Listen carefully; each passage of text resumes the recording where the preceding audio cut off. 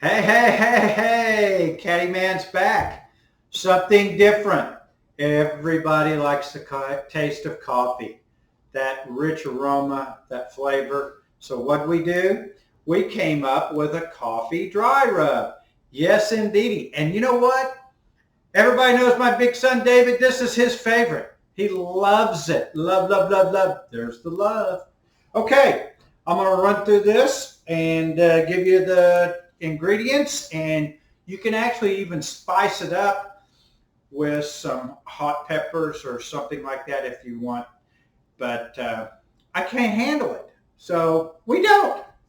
Okay, going to start off with, in my mortar here, 2 tablespoons of instant coffee, 2 tablespoons of pink salt, and I'm going to mortar it. Make sure it's all broken down, because I'm real good at this. All those years lifting weights makes me a good mortar person. Okay. 1 tablespoon of sugar. 2 of a brown sugar.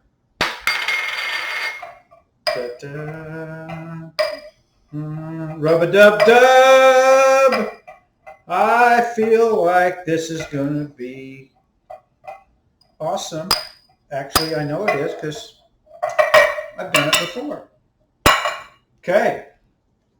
Pour all this in a bowl. And it kind of sticks to the bottom. So you got to kind of dig it out, but what the hey. Now,